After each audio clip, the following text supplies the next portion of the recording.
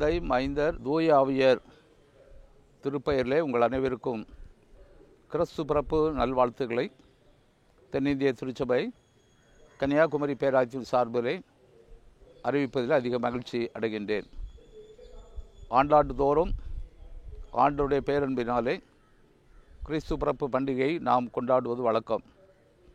இந்த வருடத்திலும் இது வழக்கத்தின் அடிப்படையில் இருந்தாலும் இதை நாம் ஒரு அனுபவமாக்கிக் கொள்ள கடவுளுடைய சித்தத்தின்படி அவருடைய பிறப்பினாலே உள்ள வரலாறு இறையியல் அனுபவங்களை நாம் தியானிப்பதும், விண்ணில் வாழ்ந்த கடவுள் மண்ணில் மக்களோடு எப்படி தம்மை ஒன்றிணைத்தார், நம்மில் வாழ்ந்து கொண்டிருக்கிறார் என்பதை நாம் அனுபவமாக்கிக் கொள்ள நாம் கடமைப்பட்டவர்களாக இருக்கின்றோம். நம்முடைய இந்திய நாட்டிலே கடவுள் மனிதம் ஆனார் என்பதை அவதாரமாக கோட்பாடாக விளக்குவது வழக்கம். அவதார கோட்பாட்டின் அடிப்படையிலே கடவுள் மண்ணிலே ஏற்படுகின்ற தீமைகளை அழிக்கவும் நன்மைகளை காக்கவும் அவ்வப்போது அவர் அவதாரமாக வருகின்ற கோட்பாடு. ஆனால் ஆண்டவர் வெளிப்பட்ட அனுபவத்தை புனித யோவான் எழுதிய நற்செய்தியினுள் 1வது அதிகாரம் 14வது வசனத்திலே சொல்கிற போது, வாக்கு மனிதமானார், நம்மிடம் குடிகொண்டார். கடவுள் நம்மோடு இருப்பது, நம்மோடு வாழ்வது அவரது விருப்பம். அவரை விட்டு நாம் விலகி போகாதிருக்கின்ற அளவிலே கடவுள் தம்முடைய வார்த்தையினாலே நம்மை ஒவ்வொரு நாளும் ஆட்கொள்ளுகின்றார். வார்த்தை மனிதமாகி நம்மில் குடியிருக்கின்றபடினாலே அந்த வார்த்தையினாலே உள்ள நற்காரியங்களை நாம் அனுபவமாக்கிக் கொள்ள நாம் ஒவ்வொரு பண்டிகை நாட்களையும் உணர்த்தப்படுகின்றோம்.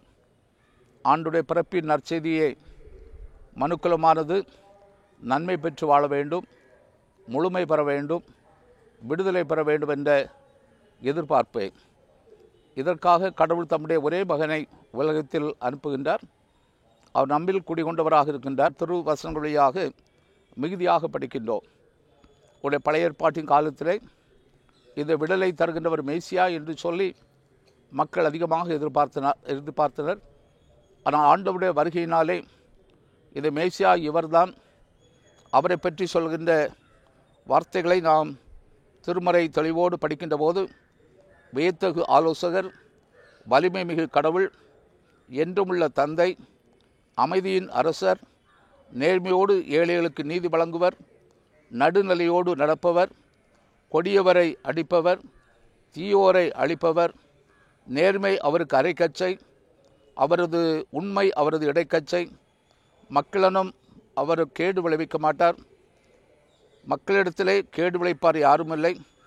அப்படிப்பட்ட நிலைமையிலே அவர் இரட்சகர், எளிமையின் கடவுள், உன்னதத்தில் மகிழ்ச்சி, உலகில் அமைதி என்று சொல்லுகின்ற அநேக நற்பெயர்களெல்லாம் வெளிப்படுத்தப்படுகிறது. அவர்தான் நம்மோடு உடனிருக்கின்ற கடவுளாக இருக்கின்றார். இதை இன்று நாம் கிறிஸ்து பிறப்பு கொண்டாட்டங்களிலே கடவுள் நம்மோடு இருக்கின்றவர், இம்மானுவேல் என்று சொல்கின்ற புரிந்து கொள்தலை அனுபவமாக்கிக் கொள்ள வேண்டும். வழக்கத்திலே நாம் எல்லோரும் அண்மையிலே அருகிலே எல்லாம் இருக்க வேண்டும் என்று விரும்புவோம். குறிப்பாக பெற்றோர்கள் பிள்ளைகள் அருகில் இருக்க வேண்டும் விரும்புவோம்.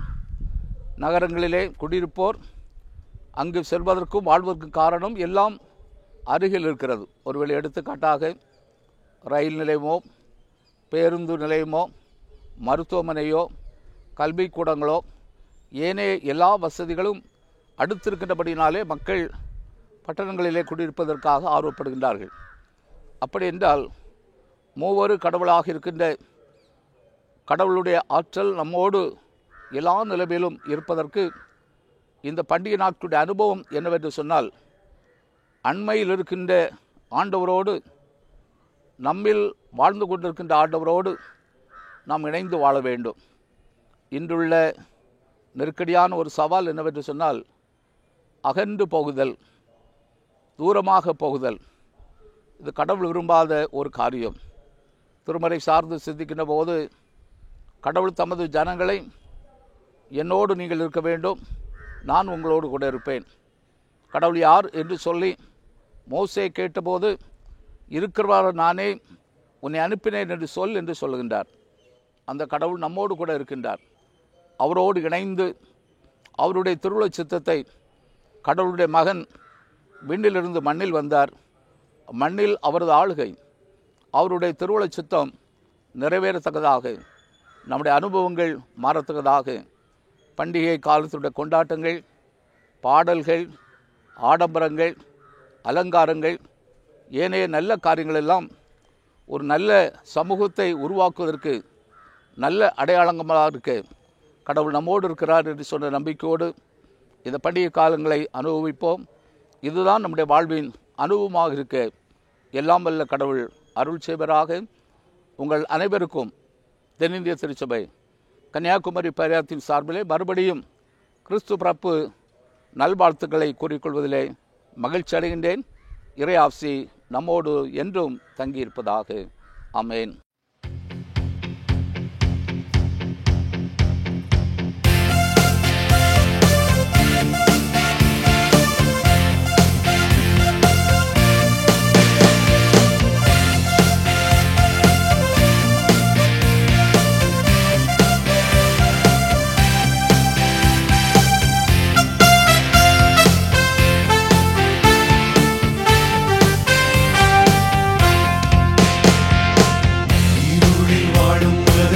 வெளிச்சத்தில் கொண்டு வர இரட்சகர் பிறந்தாரே.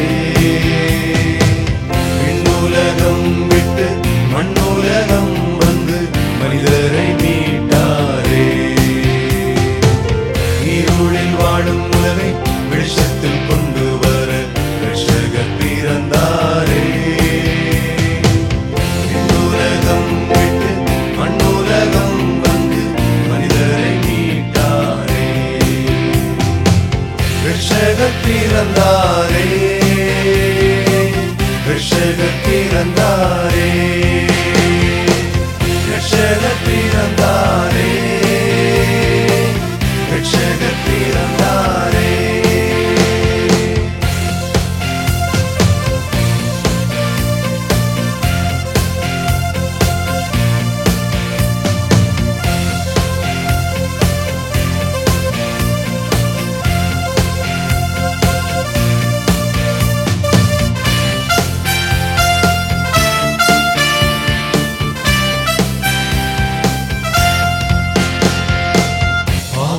இருந்த உலகை பரிசுத்தமாக்கிட இரட்சகர் பிறந்தாரே.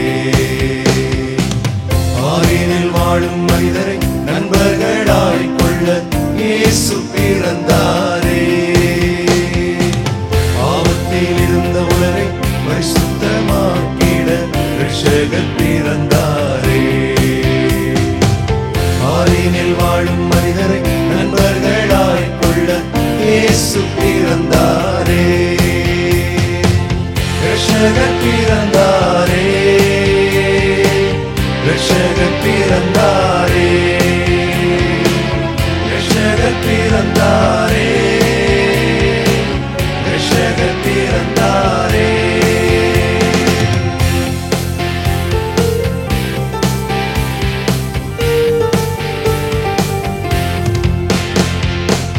வாழ்க வாழ்கவே இயேசு நீர் வாழ்கவே. வாழ்க வாழ்கவே இயேசு நீர் வாழ்கவே. வாழ்க வாழ்கவே இயேசு நீர் வாழ்கவே. வாழ்க வாழ்கவே இயேசு நீர் வாழ்கவே. We wanna wish you a Merry Christmas. We wanna wish you a Merry Christmas. We wanna wish you a Merry Christmas from the bottom of our heart.